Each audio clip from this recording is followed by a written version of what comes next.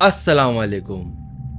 बहुत सारे लोग ऐसा कहते हैं कि वो लोग भूत प्रेत आत्मा जिन्नात खबीस इन सारी चीज़ों पर विश्वास नहीं करते, और अगर ये सब होती भी है तो एटलीस्ट हमने तो कभी ये सारी चीज़ें महसूस नहीं किए।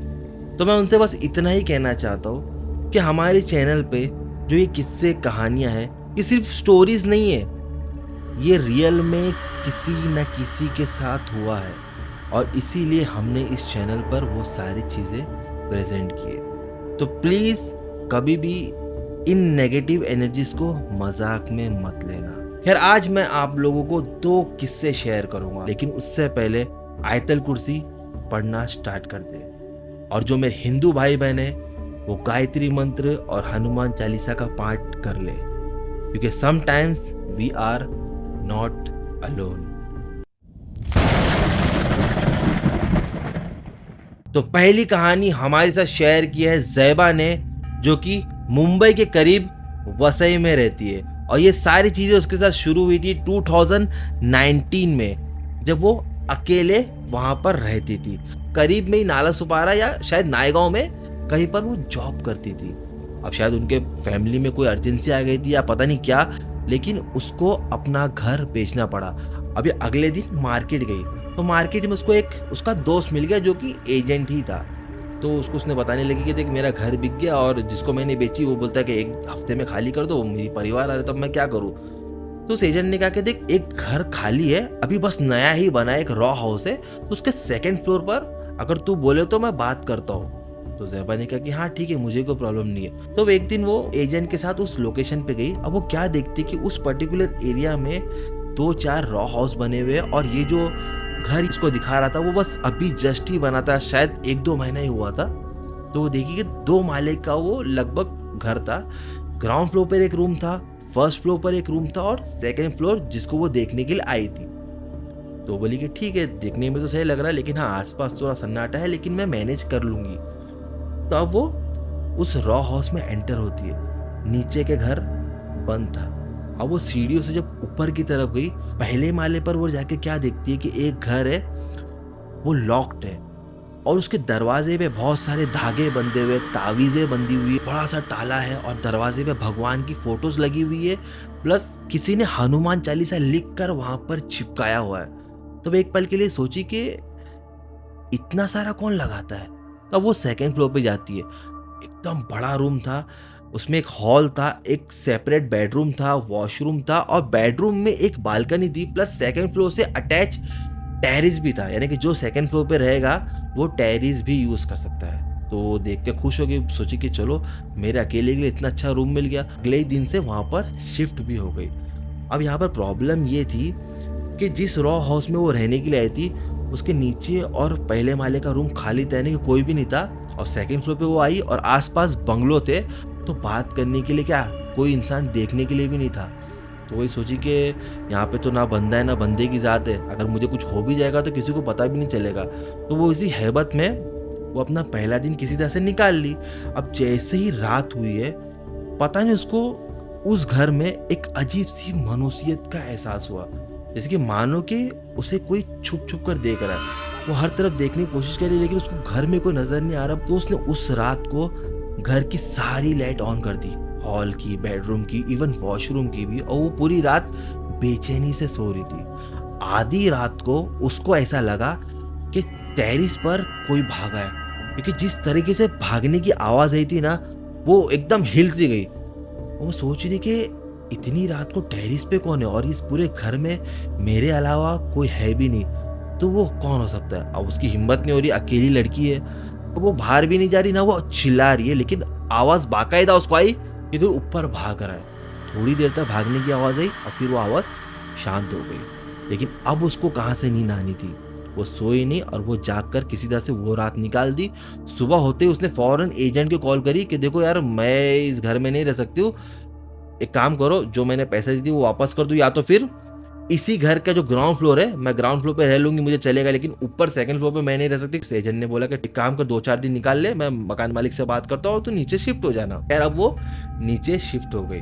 कुछ ही दिन के बाद 2nd फ्लोर पर एक नई फैमिली एज ए रेंटल आई थी, और उस फैमिली में सबा नाम की एक लड़की थी जो कि एकदम ज़ैबा की हम उम्र थी, लेकिन यहाँ पर बात ये थी कि सबा की ऑलरेडी शादी हो चुकी थी और उसके हस्बैंड की डेथ हुई थी, तो इसलिए वो अपने पेरेंट्स के साथ ही रह रही थी और वो अपने पेरेंट्स के साथ इस घर में रहने के लिए आई थी। तो अब रहते रहते ज़ैबा की और सबा और उसके परिवार की अच्छी खासी दोस्ती हो गई। अब ऊपर नीचे इनका आना जाना हो गया, कभी ज़ैबा उनके घर पे जाके बैठती तो कभी सबा और उसकी अम्मी ज़ैबा के घर पे आके बैठते, तो सब कुछ ठीक ठाक ही चल रहा था। एक दिन ज़ैबा ऊपर गई सबा को ढूंढने के लिए, तो सबा तो उसके घर में नहीं थी, तो उसकी अम्मी ने कहा कि बेटा वो शायद टेरिस पे होगी। तो ज़ैबा टेरिस पे गई। अब वो क्या देखती कि टेरिस पे किसी ने गद्दे बिछाए हुए यानी कि बिस्तर बिछाया हुआ है और टेरिस के एक कोने में सबा किसी से फोन पर बात कर रही है। तो जैसे सबा का बात करके हुआ तो ज़ैबा ने पूछा कि ये बिस्तर किसके लिए बिछा हुआ है और ये टाइम पे कौन सो रहा है। तो उसने कहा कि नहीं, गर्मी का टाइम चल रहा है ना, तो कभी कभी मेरे अब्बा और मेरे भाई रात को ऊपर आके सो जाते, तो इसीलिए बिस्तर बिछा हुआ है। तो ज़ैबा ने बोली कि सोने के बाद बिस्तर उठा देना चाहिए ना, ये बिस्तर बिछा के क्यों रखे। अरे कौन उठाएगा, कौन बार बार खोलेगा, इसके लिए हम लोग इसको हमेशा इसी तरह से बिछा हुआ ही रखते हैं। तो ज़ैबा ने बोली कि नहीं, बिस्तर को इस तरीके से खुला नहीं छोड़ते। तो सबा ने इस चीज़ को इग्नोर करी और दोनों बात करके खैर नीचे उतर गए। अब लॉकडाउन लग गया और सब चीज़ें बंद हो गई। ज़ैबा अपने घर में, सबा और उसका परिवार उनके घर में। अब कुछ दिन तक ना ये लोग उसके घर पे जा रहे, ना वो लोग उनके घर पर आ रहे। अब एक दिन अचानक से सबा का कॉल आता है ज़ैबा को कि यार मुझे बहुत बेचैनी हो रही है और मेरा एकदम ऐसा, मेरी तबीयत बिगड़ रही है, तो एक काम करेगी मेरे साथ डॉक्टर के पास चलेगी। ज़ैबा ने बोली कि हाँ ठीक है, कोई बात नहीं। हालांकि ज़ैबा के रिश्तेदार उसको मना भी कर रहे थे कि लॉकडाउन चल रहा है, तो क्यों बाहर निकल रही है। तो उसने बोली कि नहीं, अपनी पहचान वाली, अगर ऐसे टाइम पे मैं हेल्प नहीं करूँगी तो कौन करेगा। तो खैर ज़ैबा ने सबा को लेकर पासी के दवाखाने में गए और उसको दवा दिला के वापस आ गए। और फिर वापस से वो लोग दोनों अपने अपने रूम में ही थे। 2 या 3 दिन हुए होंगे, सबा के घर से उसकी माँ ने ज़ैबा को कॉल की कि बेटा सबा की हालत बहुत ख़राब है, उसकी सांस बहुत चल रही है, उसको घबराहट हो रही है। वो बोल रही है कि ज़ैबा को बुलाओ, जल्दी ज़ैबा को बुलाओ। ठीक है आंटी, मैं अभी आ रही हूँ। वो फ़ौरन उसके घर पे गई। वो जाके क्या देखती कि सबा लेटी हुई है और बहुत उसको घबराहट हो रही है, उसकी सांस ऊपर नीचे हो रही थी। और वो बोल रही थी कि यार मुझे बहुत डर लग रहा है, एक काम करना, मुझे आयतल कुर्सी पढ़ के फूंक दे और पानी दम करके दे दे। तो ज़ैबा ने बोली ठीक है। अब ज़ैबा ने फ़ौरन आयतल कुर्सी पढ़ के उसको फूकी और पानी दम करके दी। तो सबा ने पी और कुछ टाइम के लिए वो नॉर्मल हो गई। अब उस रात को जब ज़ैबा सो रही थी तो अचानक से उसको किसी के भागने की आवाज़ आई और कोई इंसान जो भाग रहा था ना, वो पैर पटक पटक के भाग रहा था और चिल्ला रहा था। और आवाज़ ऐसी जैसे किसी बकरे की गर्दन काट रहे हो। जब किसी बकरे की गर्दन काटते तो कैसे उसके गले से आवाज़ आती है, बिल्कुल वैसी ही आवाज़ आ रही थी। और यहाँ पर ज़ैबा को डर लग रहा था। ज़ैबा सोच रही कि ऐसा कौन भाग रहा है इतनी तेज़ी से और ये आवाज़ किसकी है। वो पूरी रात दरी सहमी सी किसी तरह से गुजार दी। अब ये मुसलसल 6 या 7 दिन तक कंटिन्यू चलता रहा। सिर्फ रात को ही नहीं बल्कि दोपहर के 2 बजे भी ऐसा लगता है कि कोई भाग रहा है और ज़ोर ज़ोर से एकदम अजीब सी आवाज़ में चिल्ला रहा है। उसको डर भी लगता है लेकिन ये समझ नहीं पा रही कि वो आवाज़ कहाँ से आ रही है। खैर अब 7वें दिन जब ये आवाज़ आ रही थी तो अपने घर से बाहर निकली, तो वो क्या नोटिस करती कि आवाज़ की ओर से नहीं बल्कि सेकंड फ्लोर से यानी कि सबा के घर से ही आ रही थी। तो बहुत हिम्मत करते करते उनके घर पे गई, दरवाज़ा नॉक करी तो सबा की अम्मी ने दरवाज़ा खोले। बोले कि खाला आपके घर से कुछ आवाज़ें आ रही है और सबा कहाँ है, उसको बुलाओ। तो उसकी अम्मी ने बोले कि नहीं बेटा, वो तो नहीं है घर पे। अरे आंटी, बाहर लॉकडाउन लगा हुआ है और ऐसे में आपकी बेटी किधर गई है, मेरे घर पे तो नहीं आई, तो वो कहाँ पे गई है। बोले नहीं नहीं, वो यहीं पास ही में गई है बेटा, वो आ जाएगी, तुम फिक्र मत करो। ऐसा सुन के जब ज़ैबा पलट के वापस आ रही थी तो फिर पीछे से वही आवाज़ आई किसी के चिल्लाने की। तो बोली खाला सबा की आवाज़ आ रही है, सबा बेडरूम में है ना और वो अंदर से नॉक भी कर रही है, देखो। तो फिर उसकी अम्मी ने बोले कि बेटा हाँ अंदर आ, लेकिन किसी को बताना नहीं। फिर उन्होंने सब बात बताया। बोले कि बेटा पता नहीं क्या हुआ, एक दिन वो ऊपर छत पे गई थी और वो फ़ोन पर किसी से बात कर रही थी। जब वो नीचे आई उसके बाद से उसको घबराहट होने लगी और जब तूने आयतल कुर्सी पढ़ के फूकी थी उसके अगले दिन से वो अजीब सा घर में भागने लगी। वो हॉल से लेके बेडरूम तक भागती है और वापस आती है और पागलों की तरह चिल्लाती है। और इतना ही नहीं, वो कभी कभी शलवार उतार के घर में यहाँ से वहाँ घूमते रहती है। हम लोग को तो कुछ समझ में नहीं आ रहा बेटा क्या करे। अभी लॉकडाउन का टाइम चल रहा, हम लोग किसी को बता भी नहीं सकते और किसको बुला भी नहीं सकते। तो जैमा बोली कि देखो आंटी, ये सब कुछ नॉर्मल नहीं है, ये इसको कोई ऊपरी असरात हुए। काम करो, आपके बेटे को भेजकर मस्जिद के मौलाना को बुलाओ, शायद वो आपकी मदद कर सकते हैं। तो खैर किसी तरह से लोग ने पासी की मस्जिद से किसी मौलाना को बुलाए, और जब मौलाना ने पढ़ाई किया तो उस पढ़ाई में पता चला कि मगरिब के टाइम पे एक दिन ये छत पे गई थी और वो उसी बिस्तर पर सो रही थी। अब जैसे ही मगरिब की अजान हुई, ये फौरन उठी, इसको लगा कि मैं नीचे चले आती हूँ, लेकिन उसी टाइम पे इसको किसी ने जोर से चाटा मारा और ये वहीं पर बेहोश हो गई। और जब ये होश में आई तो उसके बाद से इसको घबराहट होने लगी, और तब से उसके बाद ये सारी चीज़ें हो रही है, और इसके पीछे कोई खबीस लगा हुआ है। और बेटी इतना ही नहीं, वो खबीस कभी कभी हमारी बेटी के साथ हम बिस्तर भी होता है, और इसी वजह से वो अकेले सोने से भी कतराती है, क्योंकि जब भी अगर उसको हम लोग अकेले कमरे में छोड़ते हैं तो वो खबीस उसके पास आ जाता है और उसको तकलीफ पहुंचाता है। इसीलिए हमेशा हम लोग हमारी बेटी के साथ ही रहते हैं। खैर उस मौलाना से हम लोग इसका इलाज तो कर रहे हैं, लेकिन अगर ये ठीक नहीं होता है तो हम लोग इसको वापस यूपी लेके चले जाएंगे। और ऐसा ही हुआ, कुछ दिन के बाद वो लोग ने अपनी बेटी को लेकर यूपी चले गए, और बाद में पता चला कि वहीं पर शायद किसी दरगाह में या पता नहीं किससे उन्होंने अपनी बेटी का इलाज करवाया, और वो ठीक भी हो गई, और उसकी शादी उन्हीं के किसी रिलेटिव में करवा दिया, और आज वो लड़की एकदम खुश है। तो ये किस्सा हमारे साथ शेयर किए थे ज़ैबा ने। अगर आपको ज़रा भी अच्छा लगा तो कमेंट सेक्शन में ज़रूर बताना। तो ये दूसरी कहानी हमारे साथ शेयर की एक सब्सक्राइबर ने, जो कि मुझे अपना नाम बताने से यहाँ पर मना किए, और प्लस वो जो बच्ची है उसका भी नाम लेने से मना की। तो इसलिए हम लोग एक फिक्शनल नाम देंगे उस बच्ची को, शिरीन। फिर ये सब कुछ शुरू हुआ था 2011 में अंबरनाथ से, जहाँ पर शिरीन नाम की एक 4 साल की बच्ची अपने फैमिली के साथ रहती थी। इनफैक्ट वो आज भी वहीं पर रहती है। उसके परिवार में उसकी मम्मी, उसकी बड़ी सिस्टर शिरीन, और उसके जो पापा थे वो अब्रॉड में काम करते थे। हर शाम को शिरीन को उसकी अम्मी एग्जैक्ट 7 बजे, या कह सकते हो कि आप लोग मगरिब के टाइम पे, शिरीन और उसकी बड़ी बहन को उनके बिल्डिंग के ही गार्डन में लेके जाते थे, और ये हर दिन वो लोग करते थे ऐसा। और बहुत सारे रिश्तेदार उनको मना भी करते थे कि देखो अपनी बेटी को, अपनी बच्चियों को लेकर मगरिब के टाइम पे गार्डन में नहीं जाने का। तो उनकी अम्मी हाँ बोलते थे, और फिर उन सारी चीज़ों को वो इग्नोर कर देते थे। वो हर दिन अपने बच्चों को लेकर गार्डन जाते थे, और 1-1.5 घंटा बैठने के बाद वो वापस अपने घर पर आ जाते थे।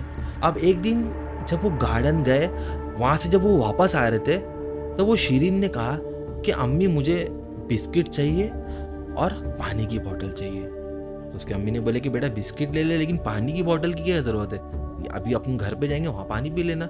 तो शिरीन बोली कि नहीं मम्मा, मुझे बिस्किट भी चाहिए, पानी की बोतल भी चाहिए। तो उसकी अम्मी ने उसको दिला दिए। अब ये बच्ची हर दिन ऐसा ही करती थी।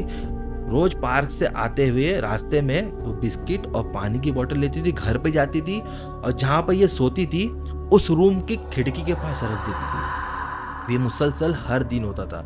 अब एक दिन इसकी जो बड़ी बहन थी उसने इसकी अम्मी को बोला कि अम्मी इसको क्यों दिलाते हो आप रोज, ये ना ही बिस्किट खाती है ना ही वो पानी पीती है, वो बस उस खिड़की पर रख देती है और बस सो जाती है, तो उसको मत दिलाओ, ये पैसा वेस्ट करेगी। तो उसकी अम्मी बोले कि नहीं नहीं बच्ची तो है, तो उसको दिला देते थे।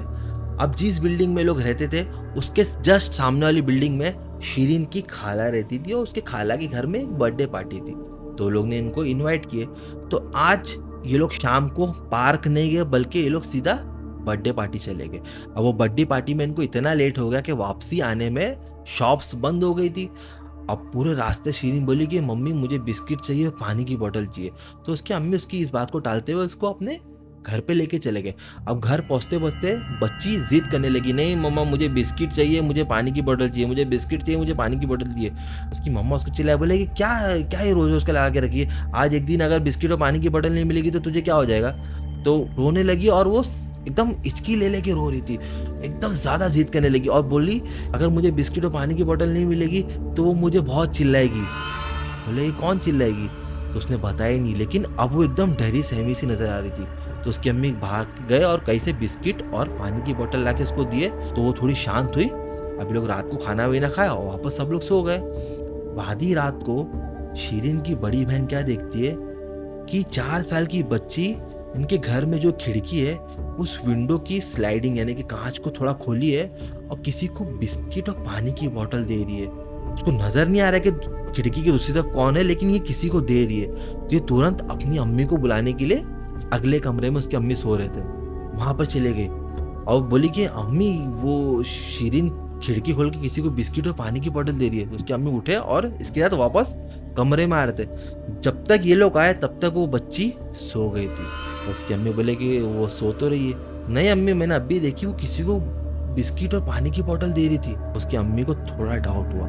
हालांकि उस टाइम पे उन्होंने रिएक्ट नहीं किया, लेकिन उनको थोड़ा सा शक हो गया। अब थोड़े दिन बीते और शिरीन के चाचा आ गए। अब वो चाचा क्या देखते हैं कि 4 साल की बच्ची को बुखार आ गया और ये अब बच्ची एकदम गुमसुम हो गई और एकदम अजीब सा रिएक्ट कर रही है, ना ये पहले की तरह एक्टिव है। तो उनको थोड़ा सा डाउट हो। उन्होंने बोले कि भाभी शिरीन को क्या होगा, ये इतनी गुमसुम सी क्यों लग रही है।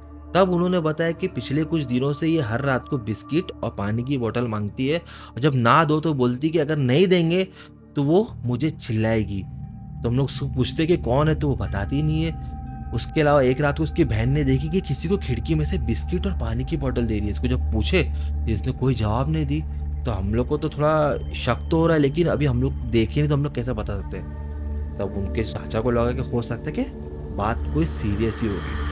तो बोले कि काम करते हैं, इसको लेके आके मौलाना के पास जाते हैं और कोई तावीज़ बंधवा देंगे तो शायद बच्ची डर गई होगी तो अपना काम हो जाएगा।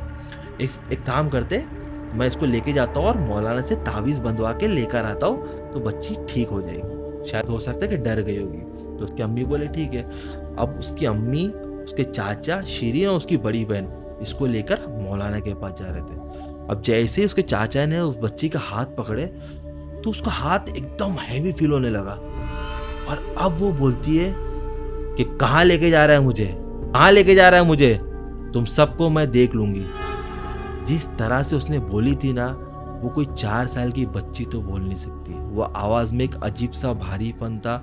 आवाज सुनते ही इन सबके रोंगटे खड़े हो गए और सब लोग हैरानी से एक दूसरे को देखने लगे। अब उसके चाचा ने बोले कि नहीं बेटा, कहीं नहीं लेके जा रहे। अब वो उस बच्ची को उस रूम में छोड़कर बोले कि काम करते, आज तो कहीं लेके नहीं जाते। तो शिरीन की अम्मी बोले कि देखो आज छोड़ो, हम लोग 2-4 दिन तक कहीं नहीं लेके जाते। इसके अब्बा आने वाले, फिर इसके अब्बा को बताऊंगी तो फिर अपन कुछ सोचते हैं, अभी फिलहाल रहने दो।